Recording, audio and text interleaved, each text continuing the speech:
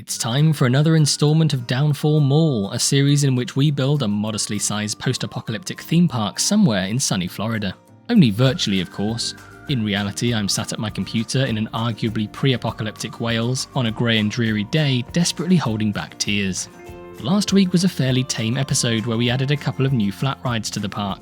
However, this week you best hold on to your tiny hats as we build one of the biggest structures of the park, Argon. Argon is to be an enormous indoor market heavily inspired by Neon from Starfield. Neon being a large commercial hub housing many franchises and multiple corporations. Its industrial yet cyberpunk aesthetic seems absolutely perfect for our park. After popping down some pathing, I laid some lit panels, piping and cabling and covered the whole thing in chain link fencing.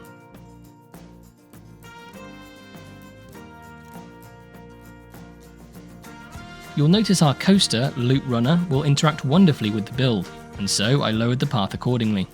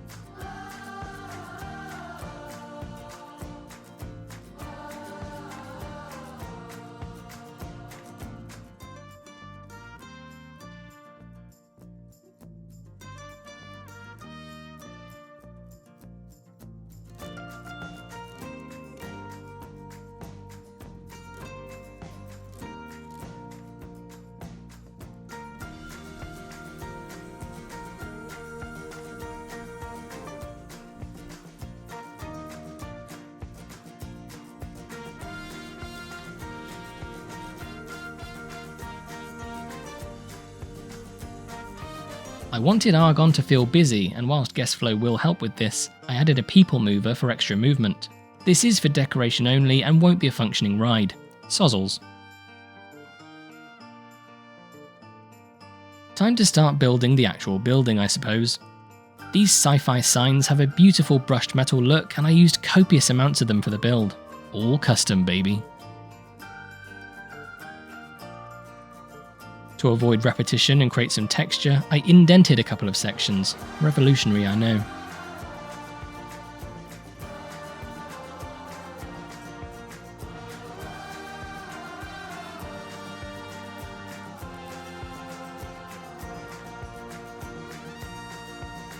Considering Neon began as a fishing platform, I decided on sushi as our main food shop and buried it under the ride track. I made the relevant adjustments to the existing scenery and then integrated some pathing.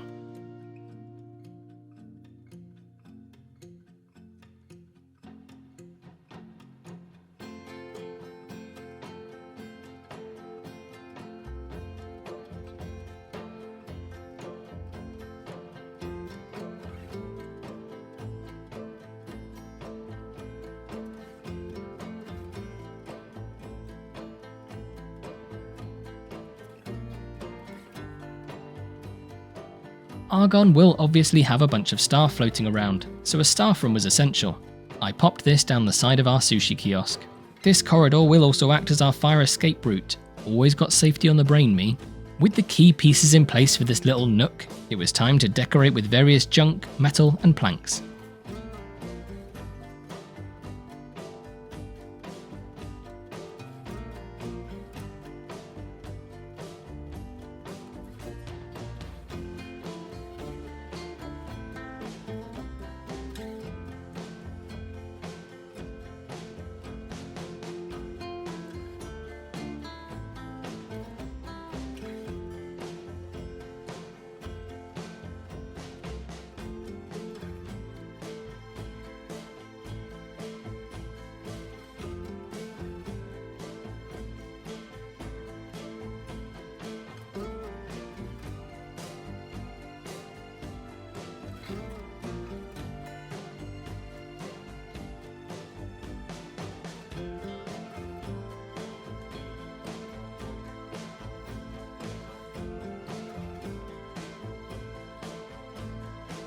Back out into the hall, I added further trim before moving on to the main walls.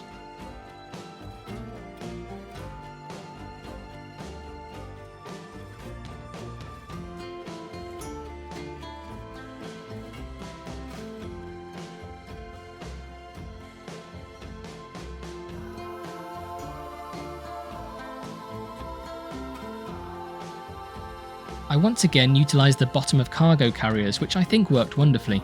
But please tell me otherwise. Actually, don't, because I'll just get sad.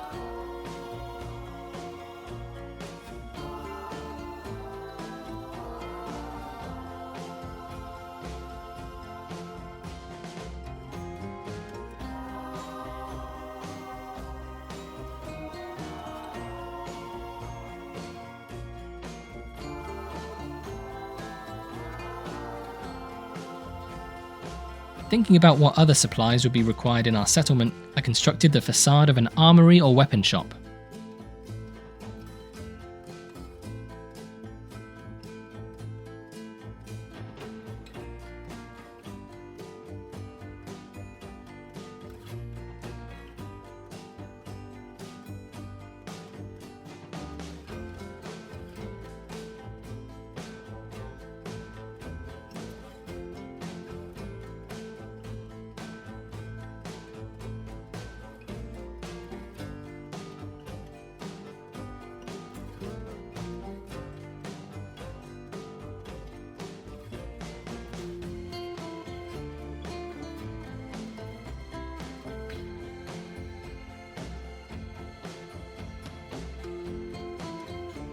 I then lined the track with walkway fencing.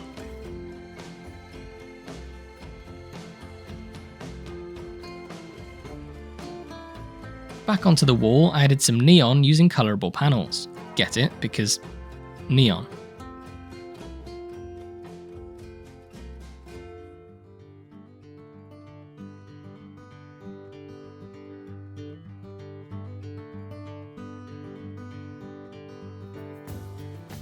As the neon isn't emissive, I buried some area lights under the track for a lovely glow.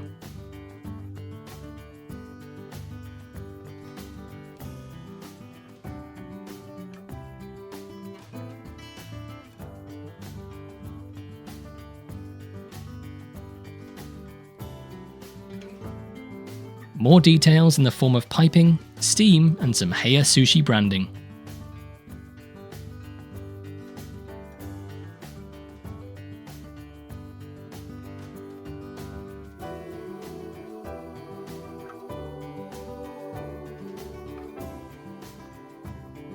You will have seen these windows if you watched my 3000 hours video.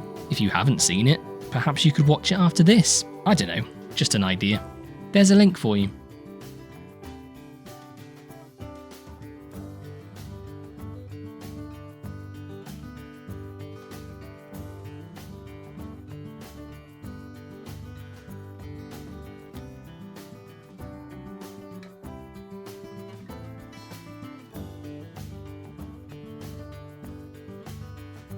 Time for another door to nowhere. Is it another shop or perhaps apartments? Let me know what you think. I'd love to hear your ideas.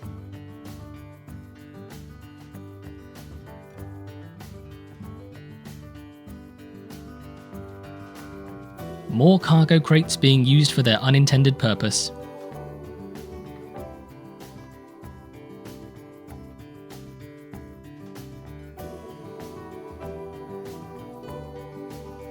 The next layer of wall/ceiling is installed before adding more neon.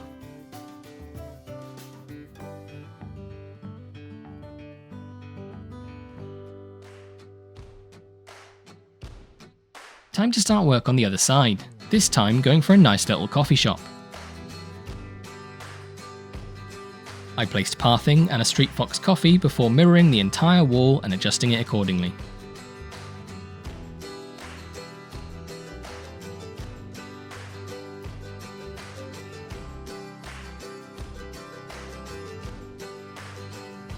This was probably the most tedious part of the whole build. Lining everything up, boxing it off, hiding any discrepancies, all of that nonsense. But it is one of those things where you know it'll all pay off after the hours and hours and more hours spent building a mostly aesthetic structure. Yay.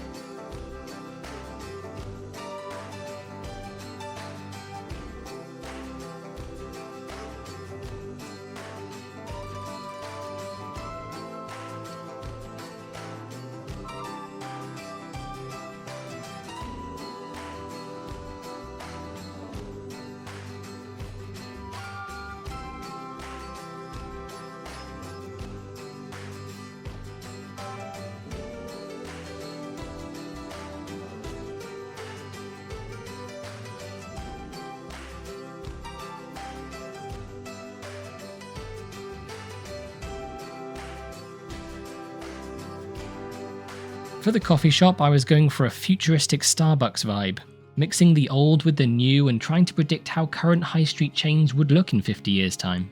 I did mention that the park is set in the future, right? I'm pretty sure I did, but I also have no idea what day it is today.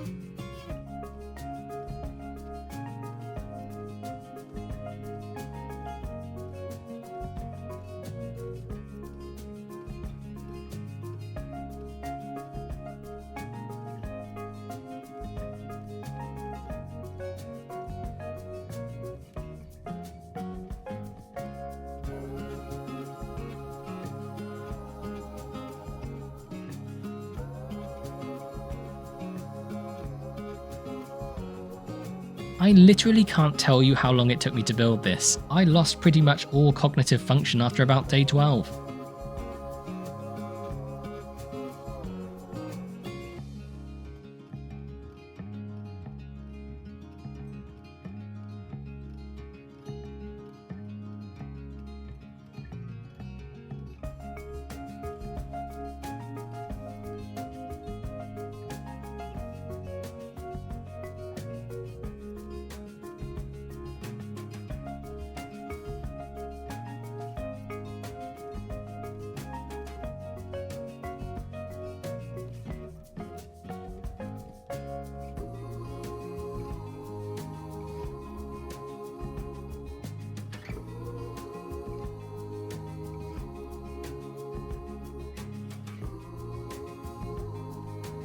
I wanted massive statement windows to punctuate either end of the build.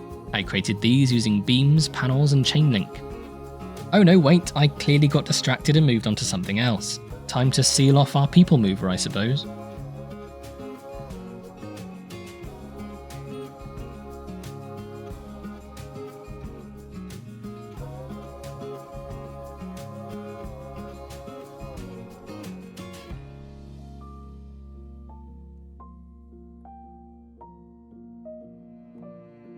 I could have done an incredibly detailed backstage area for this non-functioning track ride, but I didn't.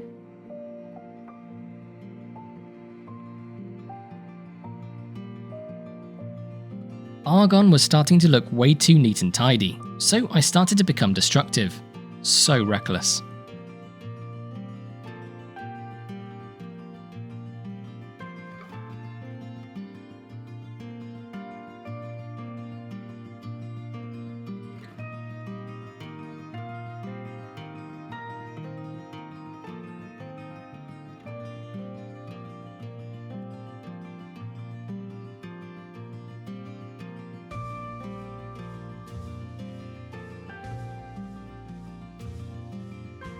I framed off the entrance and exit for the coaster, allowing for plenty of headroom.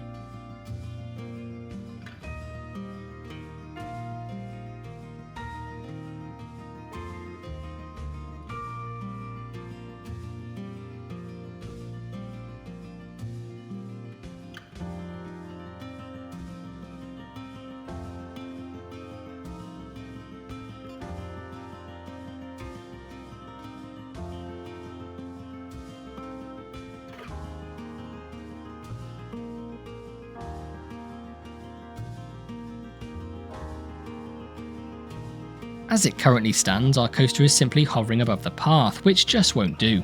I spent no time at all creating some custom supports. In case my sarcasm went over your head, this did not take no time at all, I merely make it look like I'm somewhat competent.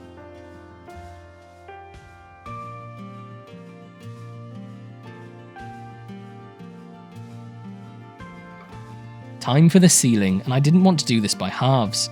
I created fake ventilation turbines using iron wheels, colourable panels, art shapes, and animated lights. I was rather proud of these, I must say.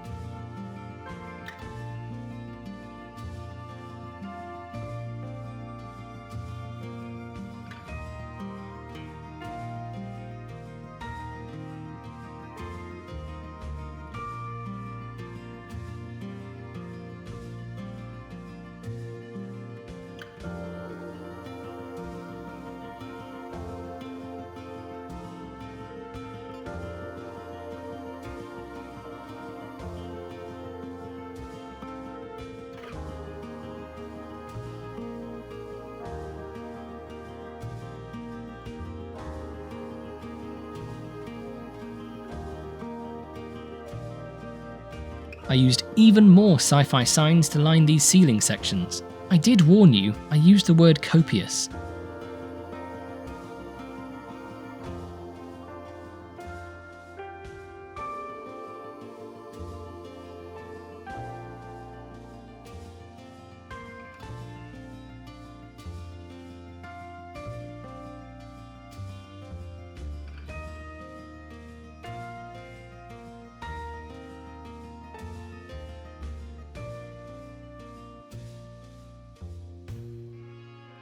Oh look, I'm back over at the window again.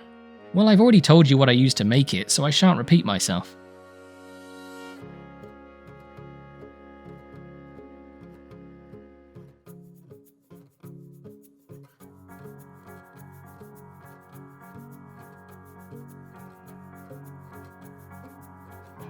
It's worth noting that Argon is only intended to be viewed at night, so whenever possible I switch to nighttime for those intricate details, he says, immediately switching back to daytime.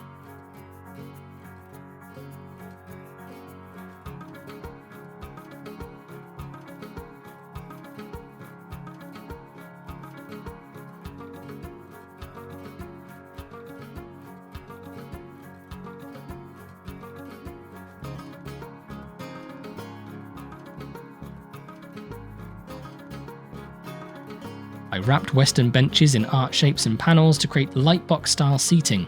I used the rustic bench because it's the most rudimentary and easy to cover.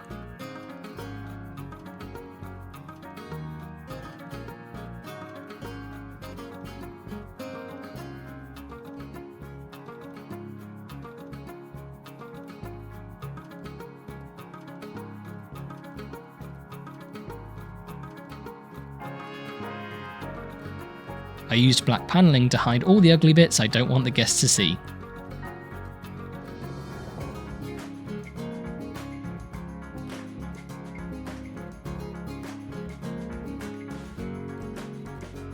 It's finally time for the show building, for which I used a metric ton of TMTK PBR panels. Goodness, that was a lot of abbreviation.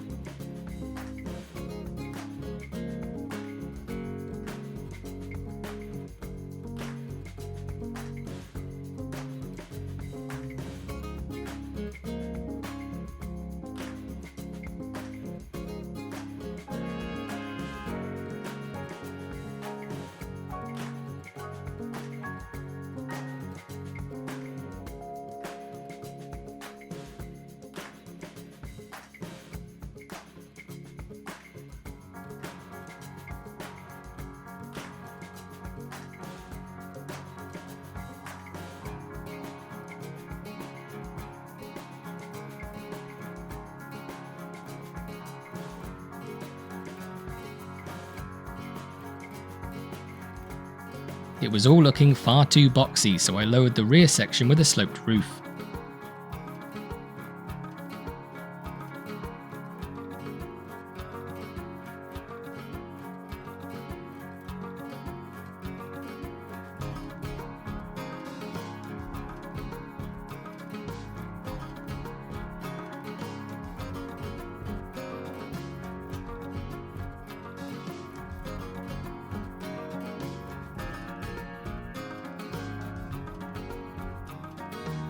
For some reason I redid the roof, but don't ask me why because I don't know. With our show building installed, we can go back to that aforementioned fire exit.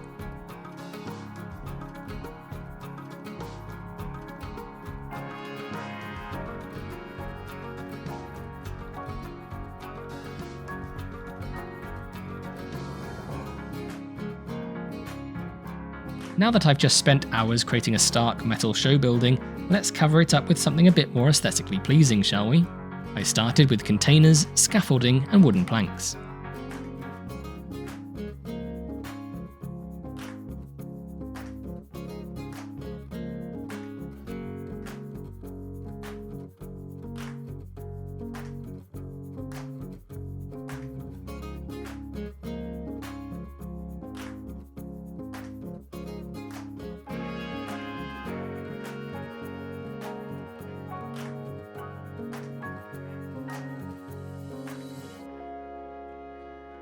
Much of the same materials you've seen previously here, again attempting to create a diverse and complex facade.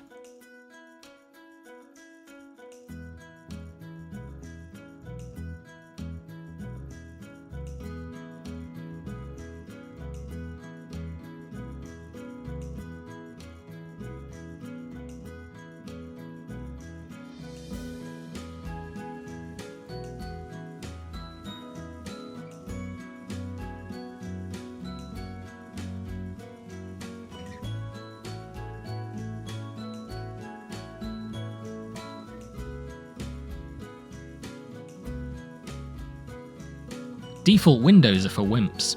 I wanted to create a custom window with an actual interior, or at least the illusion of one, but I come back to that shortly. For the glass, I used clear, overlapping gemstones.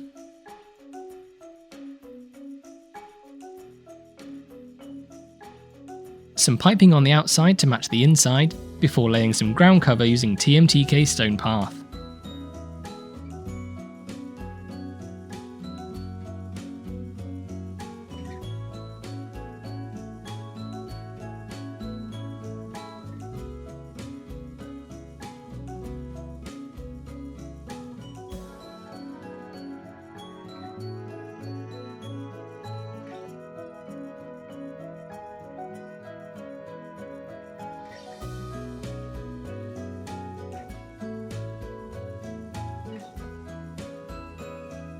I lined it with the usual crypt detailing.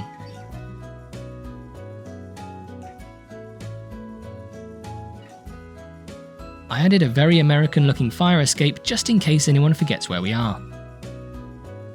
However, to prevent anyone from attempting to use said fire escape, I blocked off the ladder with a crashed police car.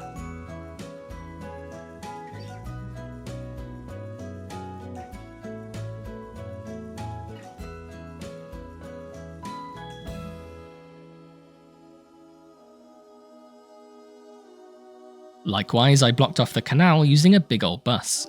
I carefully positioned it on the bridge before chucking down a whole bunch of clutter and some supports for the bus.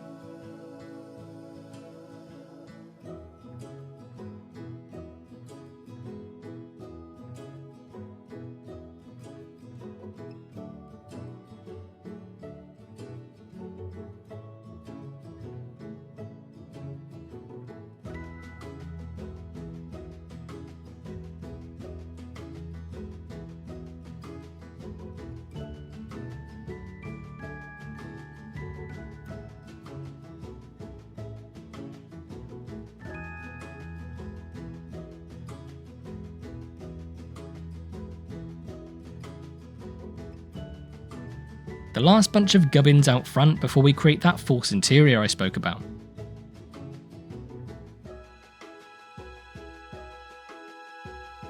I used wallpaper, plaster, and a TMTK ceiling fan and light bulb.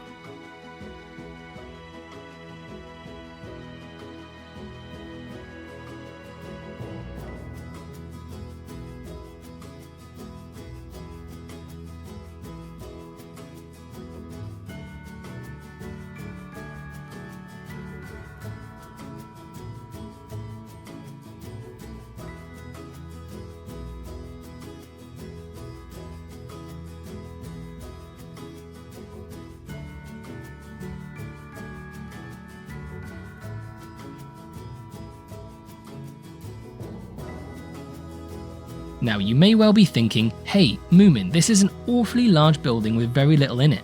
Well, whilst you're being overly critical, you are right. So let's chuck another flat ride in, shall we? I wedged a drop tower right in the corner and then made way for the queue, whilst simultaneously working on the main entrance.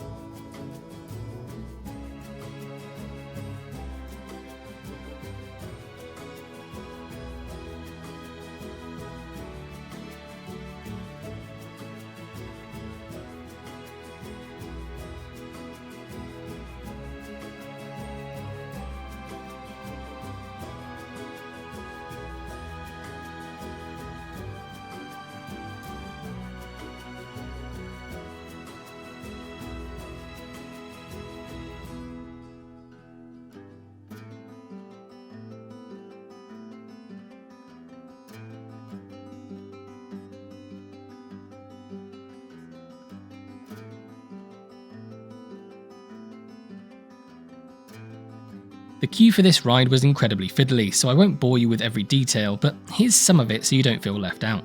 Suffice to say, I felt rather claustrophobic during this part of the build.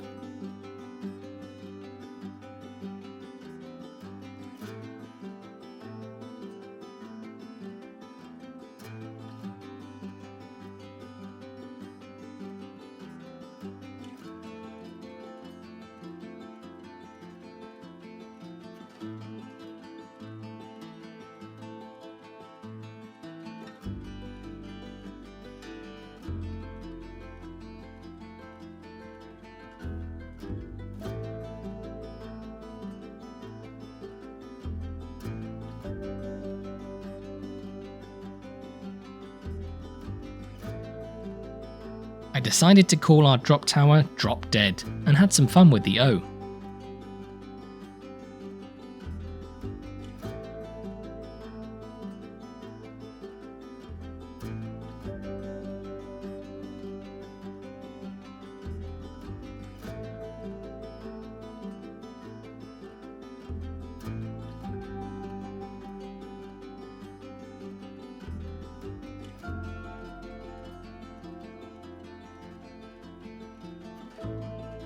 As I add the final details to our build, it's time for me to say goodbye for now.